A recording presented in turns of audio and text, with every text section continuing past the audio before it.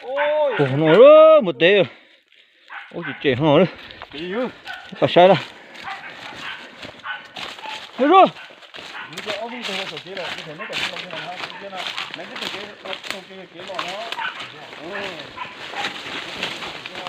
Rồi rồi. Xuống đi. Ôi ôi ôi.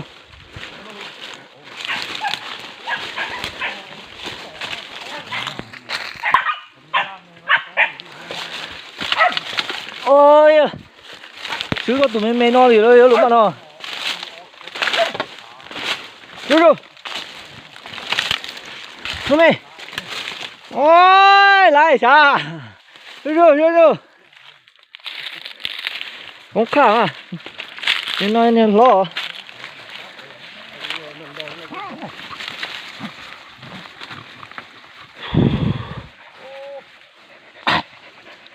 Tụi mình mê ai nó nhọc khối du thổi biết cho liệt sao nào tụi nó nè. Thằng của nó nè.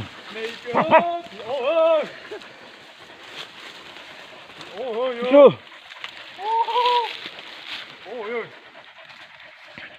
Cho sữa ốp bán mà chỉ cái kia đó cho sữa ốp bán nè. Chú.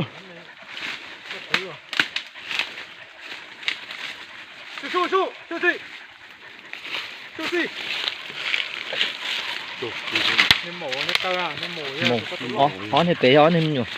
Hón thì một sắp bé.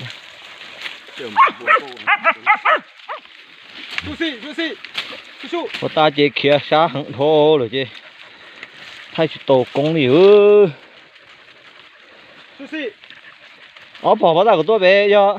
Cú lúc công đó được bỏ chứ bỏ chân chính nghe ó được bé đi. Lớp kế bé đo chính. Chỉ bỏ tan cho. Nếu mấy tuổi già lớp cá bỏ chân đi chân.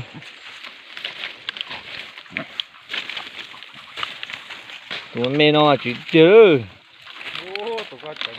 Tụi nó chạy nó thân tu hòn được có ha, hổ cứ ha có ha. Chỗ thân tu hổ cứ ha có ha. Tụi mẹ ai nè. Cái tụi nhỏ ố đỡ, nhỏ ố nè, nó chỗ nó thân tu có ha. Nó chỗ nó thân tu có gì.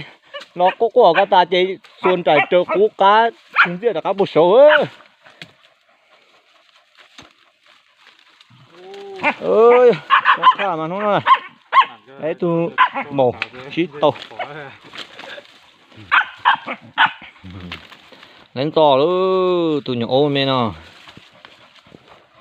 Chứ lì là chỗ chế xong rồi gì có tổ cơ hết tụi mẹ nó.